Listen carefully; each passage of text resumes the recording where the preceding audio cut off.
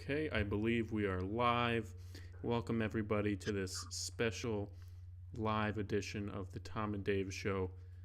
Every so often, we get a notification or a news drop that we just have to talk about. The Russell Westbrook trade, potentially this James Harden trade, LeBron going to the Lakers. And today, we're talking about the return of Taj Gibson to the New York Knicks. Tom, you're a Knicks fan. You watched Taj Gibson last year on the Knicks, Unfortunately. so take it away. What do you think he brings to the team? Okay. So my gut reaction is there's two ways this can go. There is behind door number one, we have Taj Gibson doesn't play a minute this year. Like they waived Omari Spellman, who has not played a minute this year. I like can confirm that he has not seen the court. They waived Omari Spellman to create room for Taj Gibson, which if we're just going one for one, it's like, yeah, Taj is there in case, I don't know, Julius Randle, God forbid, gets hurt and we need a power forward slash small center who can kind of defend and won't just look like a deer in the headlights on offense. Um, and then obviously the hope is that that never actually comes to fruition and Julius Randle never gets hurt and he continues playing as well as he's playing right now. But in the event that he does get hurt, you have Taj Gibson, which is like, it's a consolation prize. I wouldn't say it's a great one, but it's a consolation piece. Um, some would argue the logical substitution there would just to be moving your first round draft pick into your starting lineup. But that's where I digress. This is why they don't pay me the big bucks to coach basketball teams. But that is door number one, is Taj Gibson comes in. He is wearing a sweatsuit every time you see him. You never actually see him in a Knicks basketball jersey, and you question whether he's really dressing for Knicks games or not. Do you think That's door we'll? number one. Do you think part of that door some like really uh, good little clips and a lot of cutaways to him and Obi talking on the bench, like maybe they're pointing to a play that just happened, or you know, Yes. hyping up an Austin Rivers three. Because the thing you got to remember also is like Taj Gibson wasn't warding off contract offers from other teams to our knowledge right now. So like this is an opportunity not only to get your paychecks here, get your like playing time hypothetically if we move to door number two later, but this is also an opportunity for Taj Gibson to kind of like rewrite the narrative like Draymond Green is doing right now in Golden State and go from like, oh yeah, just he's a I don't know, he's a tough player, like he can rebound and defend to oh, he's a good veteran presence to have. And like he's really gonna take your young guys under his wing and make sure that they learn like the right way to be a pro in this league. So like that's yeah, I think we will get kind of like some Coach Draymond type clips out of Taj, just because like I don't know, that seems to be the MO of like aging bigs who want to stick around. Um, so yeah, I imagine we will. Then the I'll also say door number one is just like a normal door. Just like whatever color you imagine a door being, whatever height, width, whatever handle situation, that's door number one. Just plain Jane door.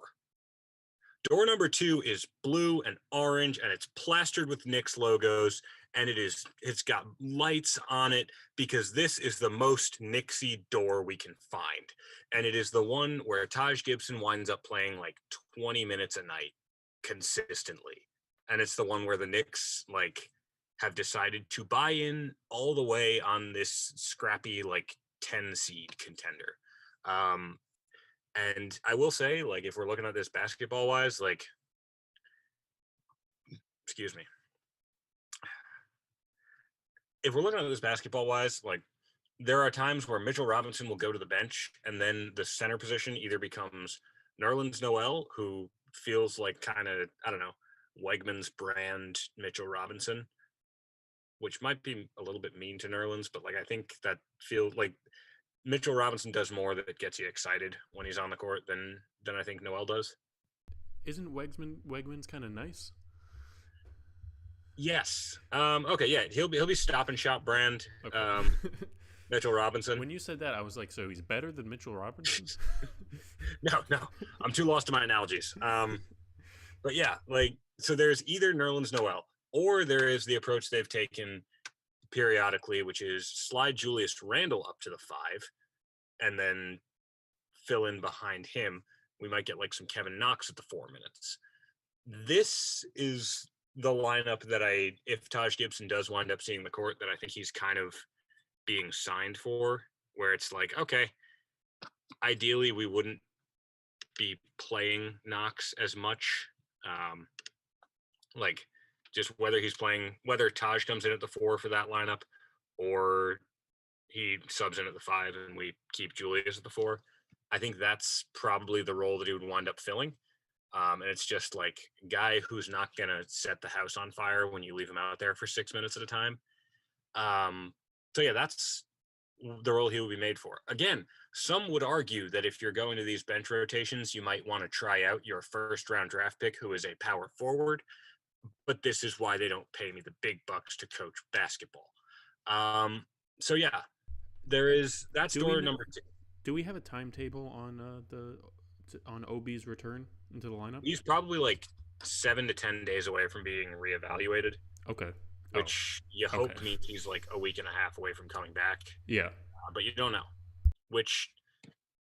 And this would be like door number 3, which to be honest, when I first mentioned door number 1, I wasn't even thinking of door number 3. I thought this was going to be a 2-door scenario, like that very famous cinema club. But now we have a 3rd door. And this door is the Taj Gibson is here for 2 weeks door. And it's the same. It's similar to door number 2, where it's like, okay, yeah, we need him for some bench minutes. We don't really love Nerlens Noel on offense, but we don't like Kevin Knox, period, being out there, which I haven't hated Knox's minutes this year, but I think Tibbs has had him on a very short leash. And it's kind of been like, oh, okay, yeah, he's given us good defense. He drove really well there. And he airballed 3. All right, he's out. So, like, I think Taj might just be brought in to stabilize that. And then in 2.5, 3 weeks, if we get, like, a worse evaluation on OB than was expected, Taj will play those minutes for 2 weeks. And then OB comes back in however long. And you move on from Taj. Or you keep him around and do like a door number 1 scenario where now he's just on the bench again. So those are the 3 ways I think this could go. The doomsday scenario is behind door 2, and it's the Knicks looking at this 10 seed scrappy, like, we're going to defend and also somehow score points, but you won't know how we're doing it, and frankly, we won't either. They're buying all in on that team, and not only are they making the wrong read by buying all in on that version of this team, but they are making the wrong read in believing that Taj Gibson is the move to buy in on this team. I mean, yeah, it kind of feels like, and I don't necessarily think this is an awful idea, but it does kind of feel like Tibbs is looking at this team that is, like, by all accounts, like, overachieving, like, doing so much better than people are expecting them. But I mean, I haven't done the math, but I imagine the average age on the Knicks is about 21, 22. Yeah. So they're not an old team. I think it could be a combination of, wait, what was door 1? Is that he's on the bench? Door 1 is Taj doesn't see the court. Yeah. I think it could be some sort of combination of him fulfilling a Udonis Haslem type, like, most expensive assistant coach in the league role, while also occasionally being like, we just need 10 steady minutes out there at the 4 or the 5, because I'm looking at some of these the Knicks lineups for this year, and, like, I mean, there's a lot of lineups where, like, I can't even tell who the 4 is or the 5. Like, it's obviously Randall a lot, but some lineups it seems like you're playing Barrett or Knox at the 4. And it just feels like there's no actual, like, natural backup big there. Yeah. Which is surprising considering how many bigs they did have. Yeah, like, the joke of the Knicks has been, like, well, they have 1 million power forwards. And now we seem to have swung all the way in the other direction, where the Knicks are saying we don't have any power forwards. Um, I think, and this kind of makes me think it's going to be a door three kind of deal, where like those backup 4 minutes ideally would be going to Obi, but Obi is hurt right now. Right. So like You know who you do have, who I forgot? Ignaz Brazdeikis. Well, I did forget about him, but How I forgot you had Michael Kidd Gilchrist. Is he? I don't think they do anymore. You don't? No, they waived him. Oh. Oh well. I mean, he kind of solves some of the problems. Well, he solved whatever problems Michael Kidd Gilchrist can be expected to solve. Yes. Well, I mean, he's someone who could have come off the bench, get some rebounds. He can switch onto threes. Look, those are all things he can do. Technically speaking, he knows how to. Yeah, I feel like it's kind of in a weird. Okay, yeah, I guess Basketball Reference just hasn't been updated because Wikipedia has him as a free agent, but Basketball Reference still has him on the team. Maybe because they're still technically paying him. That might be it. I think he was on the team like through the preseason too, so he might be like logged in for some preseason minutes. Probably. But yeah, he's not coming to the Garden anymore. Yeah. So yeah, with that in mind, you like pure fours. It really you only have two, I think. It would probably be just Julius and Obi. Like, yeah. And like they'll slide Randall up to the 5 sometimes, but like it hasn't looked the best. Like that's probably been the weakest Julius Randle minutes that we've gotten in this really good Julius Randle season. Is him at the 5? Yeah, like it's just, and I think part of that is also he's being thrown out there at the 5 when we're really going to the bench, and it's like, all right, yeah, let's try and make this work with the scrap heap.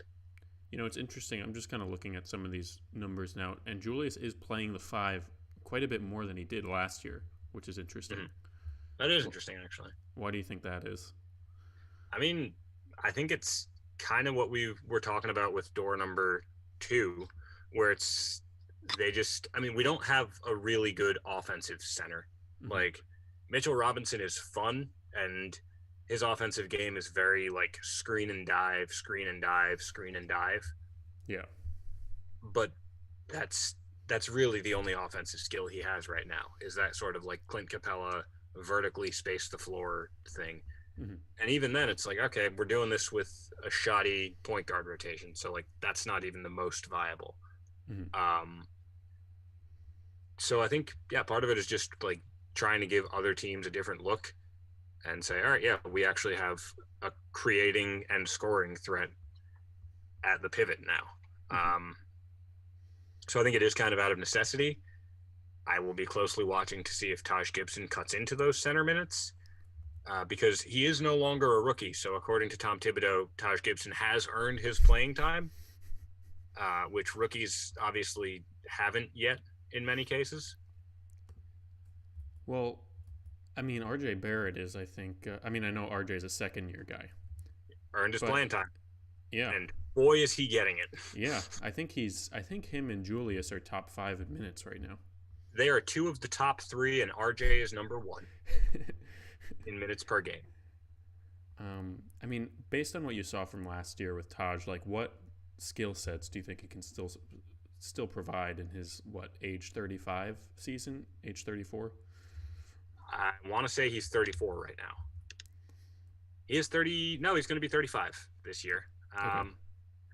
I mean, he's kind of like a 4 that the league seems to have moved away from, in that he's like that kind of, I can play in the paint, I can rebound, I can go back to the basket a little bit on offense, I can sink jumpers on the baseline, which, as everyone knows, are really in right now in the NBA. I can't shoot threes. Not a ton of a drive game. And defensively, he's not going to be switching all over the place. Which, I wouldn't expect him to, But like, yeah, defensively, he's not going to be switching all over the place. But if you match him up with another four, he can defend that four, Mhm. provided it's not like this weird alien who's going to like face up and then do the Amari Stoudemire thing. Yeah, I can see that. So I mean, I feel like honestly, we've I've kind of talked myself into this being like a fine idea. I mean, it's just a minimum contract. I'm assuming. I don't think the exact details have come out, but I am sure it's just a minimum. yeah, Um, like what is the negative of him coming? I'm not sure. Like I don't really think there is a clear negative here.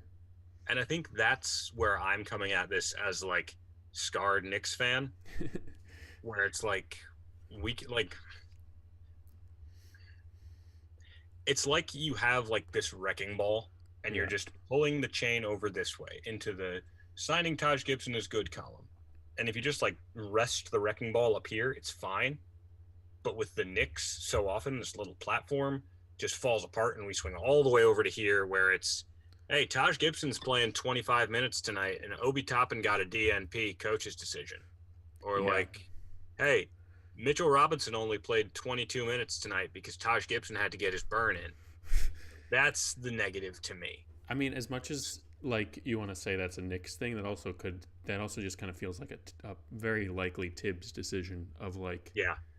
you know, I know I can trust Taj Gibson to play the four. I think he brings a lot of versatile skills to our court. I'm workshopping at Tibbs right now. But like he would be like, yeah, he's a guy who gives us some good minutes out there. yeah. I mean, I guess that is valuable. I mean, you see a lot of these. I mean, how many times are we watching games and we're talking about how like how is this team giving X player these 15 minutes? And there's a Yeah. lot of worse guys who could get those 15 minutes than Taj Gibson. But I Yeah. think you're right. Especially when you're the New York Knicks. Yeah, but I think you're right. The worry is that this turns into some sort of like every so often Taj is playing 30 minutes and scores Yeah. like 4 points, but Yeah. he's got the effort in. Yeah. Like he's a hustle player at 35. But yeah, no, so like the negative to me would only just be like the Knicks might get too far in on this one. Mm-hmm. Yeah, that But makes yeah, sense. I mean, we'll see where it goes. Like I hope it works out for the best. Do you think? And I'm not the smartest in terms of determining what that best might be for the Knicks right now. My gut feeling is it could be a good signing provided we don't kind of dip our hand too far into the cookie jar. Do you think Taj can add a three to his game? Do you think he's been working on that? Have there been any off-season shoot-around videos? You know, I do hear he's in the best shape of his life. He's looking very mobile these days. He's leaned out. He's taken some 50-year-old white guys that he's training with off the dribble. Oh, Mm. tell me more. And I'm just looking on Twitter to see if there's any sort of follow-up comment from any of the Knicks front office to say how great Taj has been looking recently or something. You know, I will say, I'm not sure if this is a bias on Twitter's part because it's our own account, but when I searched Taj Gibson, I see Sham's tweet, I see Ian Begley, I see Bleacher Report, and then I see our tweet where I say, we're talking live Taj Gibson right now. That's SEO, buddy. We're Um, in the Taj Gibson market. You search Taj Gibson, we're there. We're ranking on search. That is important. um, Our road to the top is through the Taj Gibson beat. we should have our ultimate goal's got to be to get Taj on the show. After we've called him like an old ass for 15 minutes here. Yeah. Hashtag Taj go on Tom and Dave. If we can get that going. Tom and Dave and Taj. But yeah, I don't know how much else I have on Taj. I do like him as a player, and he seems like a good guy. Yeah, like I'm happy for him that he's back in the league. I'm happy he's getting paid again. And ultimately, I'm gonna have to see how this one goes. I will say also that there was someone named Ethan who is at NY Sports Fan Kush who said 16 hours ago, by the way, I have a weird feeling Taj Gibson is going to be a Knick tomorrow. If I may, because we joked about this with Giancarlo when he came on, the Knicks are coached by Tom Thibodeau, which means they're in like that circle. You know the circle meme of like, I meet somebody, we talk, I do whatever, they leave. Oh, The yeah. Knicks do that. Thibodeau does that with Taj, but it's like, I need somebody at the 4. I signed Taj Gibson. I get like called out for playing Taj Gibson too much. We released Taj Gibson. I need somebody at the 4. Like the Knicks they signed up to be part of this spinning wheel when they hired Tibbs.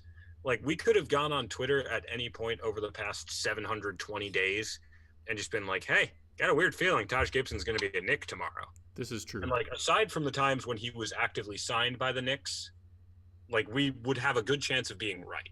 This is true. Now,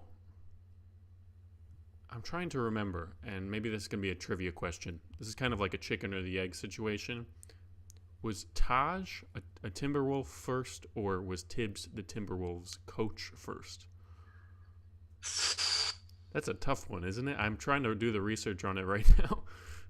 I'm gonna say Taj was a T-Wolf first. Okay, you're on the research on this? Yes. So Taj Gibson signed a multi-year contract with the Timberwolves on July 10th, 2017. Okay. Um, When did Tibbs get drawn to his siren song across the Great Lakes? Oh, okay. It was April 2016. Okay, that was the Tibbs predated Taj? yes, by over a year. That surprised me. I kind of thought it was like it happened immediately. Do you think Taj and Tibbs are kind of like that that old riddle with like you have 3 foxes and 3 chickens and you need to get them across to the other side? Where it's like you have a Taj and a Tibbs and you need to get the Tibbs to whatever team you're on first. Because if you bring the Taj without the Tibbs, then you release the Taj. And if you bring both of them, you're okay, I guess. Yeah, I mean, it was like that with it kind of genuinely felt like that with Jimmy Butler and the Timberwolves. Like I forget how that order went too, but I want to say Tibbs became the Timberwolves coach and GM, right? Yeah, yeah. And then traded for Jimmy Butler. And then Taj Gibson just like gradually one day took a walk in Chicago and didn't stop until he wound up in the Twin Cities. And then wasn't Derrick Rose a Timberwolf? Yeah. Yeah, he was. He put up 50 for the T-Wolves, didn't he? Yeah. Was that under Tibbs? Would have had to be, I feel like. Okay, we need to do some sort of map of sorts of Tibbs? Of the 2011 Bulls? Oh, yeah, of the 2011 Bulls and how many times they've played for Tibbs on other teams. Okay. I'll get on that this afternoon. Yeah, that can be our project. Do we know if I'm just looking at the 2018 Timberwolves. We can end with this. I don't believe I'm just going to go off these names. Let me know if you think any of these guys were Bulls. Sure. Cole Aldrich. He was never a Bull, but he was a T-Wolf. Yeah. Was he a Knick? Yes, he was a Knick. He was a Dark Days Knick, though. Like, I want to say he was like a 2015 Knick. He was. I knew it! He was in the 2014-2015 season. He played 61 games for the Knicks that year. Okay, this team also had Nemanja Bjelica. He couldn't have been. He was too young. He was never a Bull, I don't think. Here's one. I feel like he was. Aaron Brooks. He had to have been a Bull at some point. He was a Bull. He was a Bull. He was a Bull. Was that on? He was a Bull between 2014 and 2015. That might have been like he might have gone ships in the night with Tibbs, but I don't know. I'm checking. I mean, there's a chance that Brooks was in the Jimmy Butler trade as salary filler or something, and that's why he also ended up on the Timberwolves. I'm trying to think. Brooks? Oh, he would have gone. Okay, Aaron Brooks was a Bull in 2014 2015 under Tom Thibodeau, and was also a Timberwolf in 2017-2018 under Tom Thibodeau. He's kind of a deep cut of this, I think. He's a Tibbs B-side hit.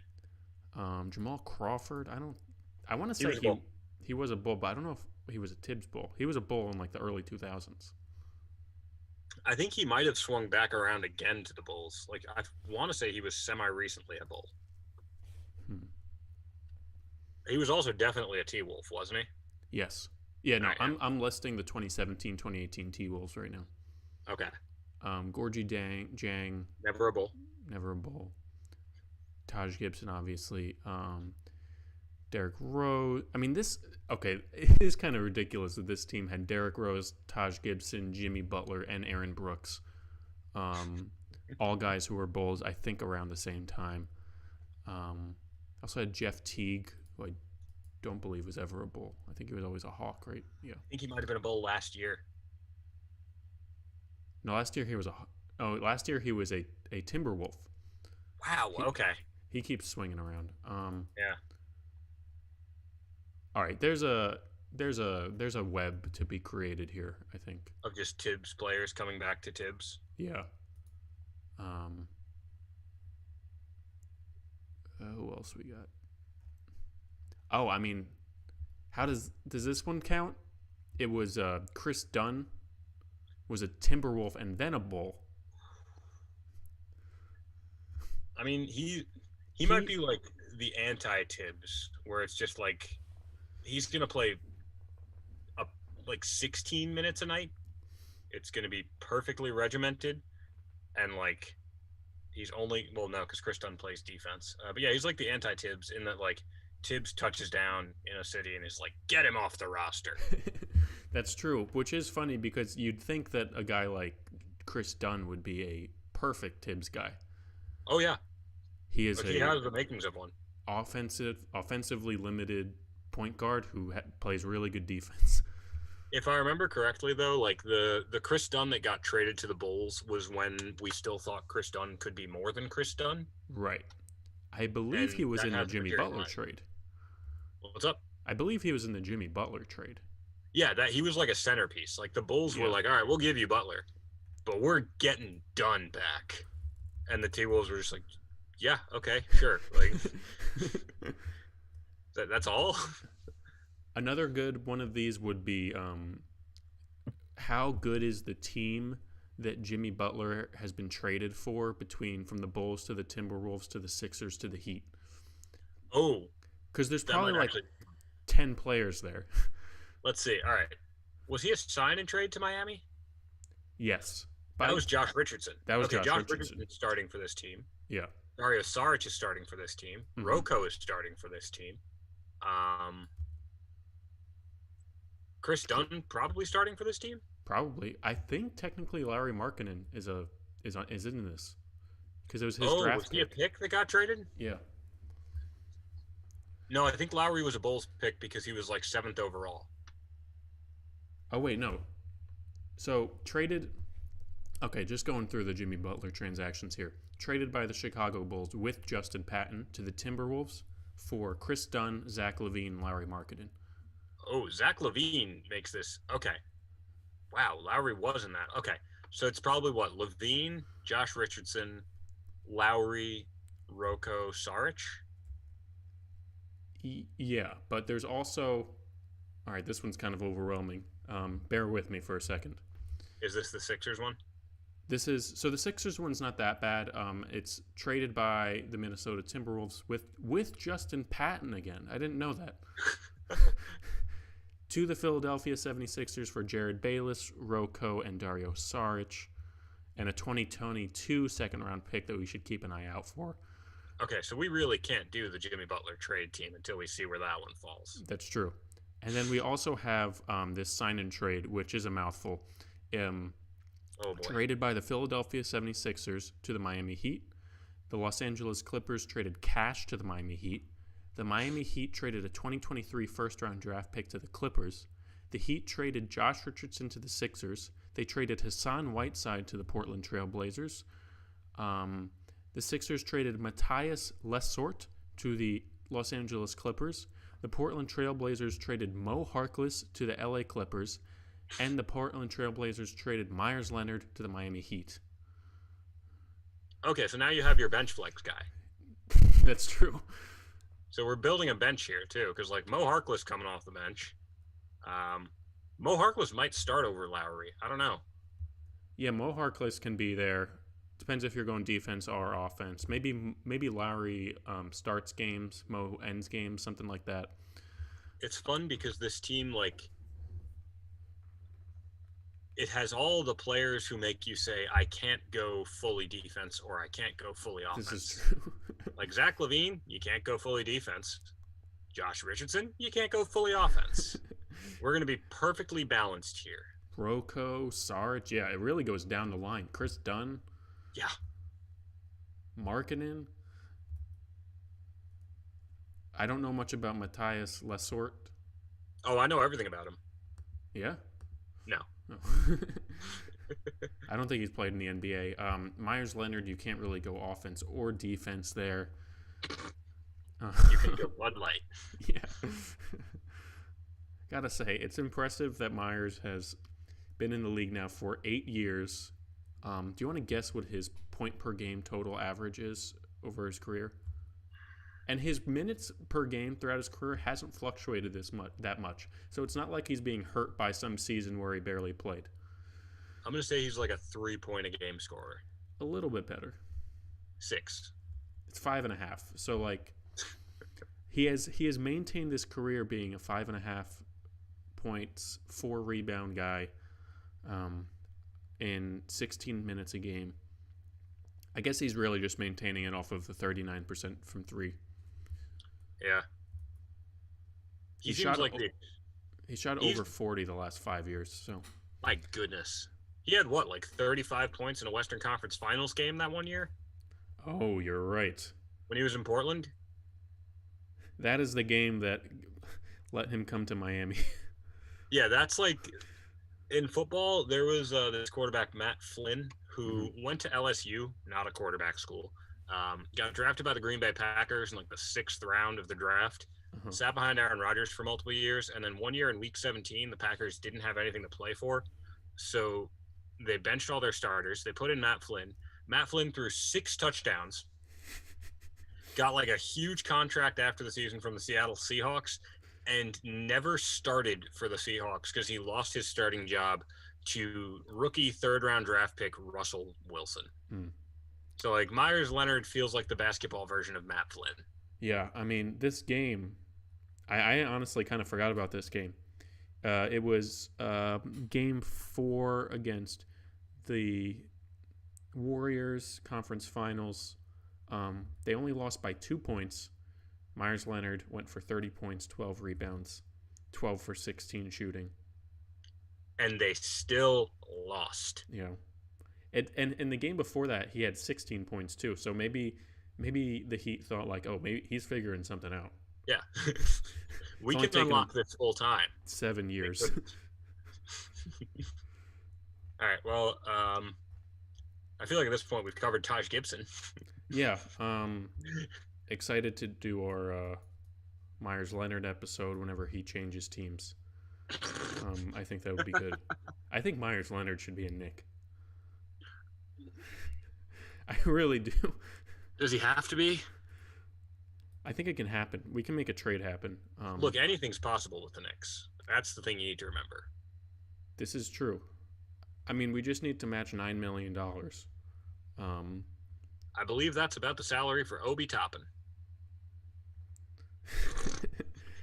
This just feels rude. On Basketball Reference, they have that Hall of Fame probability stat. Oh, yeah. And for Myers Leonard, it's 0.0. Oh. I want to know how many zeros we go through until we get a non-zero number in that probability. Yeah. Like, is it the 100th place? Is it the 1000th place? Like, well, I'm seeing right now, I was going through the leaderboards. DeAndre Jordan at the moment has an 0.011 chance of making the Hall of Fame, apparently. That feels about right, actually. Yeah. like even if he gets a ring this year, I don't know. Like, what's he got? One defensive player of the year, 2 rebound titles. Something like that. He's a pretty good player. And some of this seems kind of off. Andre Iguodala has a 0.06. He's That gonna make it, Yeah, that Finals MVP might bring him in. doing wonders for him in his Yeah. case. Yeah. But yeah, we've talked Taj Gibson.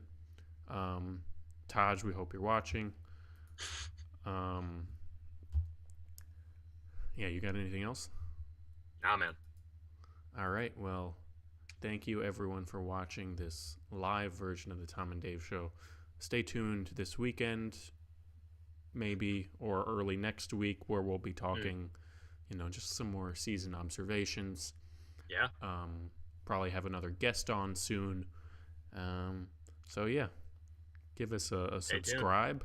I realize we've never said that. We've never asked people to subscribe. Like and subscribe. Follow us on Twitter. Mm-hmm. If you're watching this, you're already there. The button's like either up here or down here or over there somewhere. This is true. At one point, we had 3 viewers on this, Tom. Hey, to all of you, I want to say thank you. They're not here anymore, are they? No, but we actually have. We had a random. Hey, love to do that. Naomo Bite. This is another good experiment for us. Maybe this can be a little video we do. Make a team of players in Trevor Ariza trades.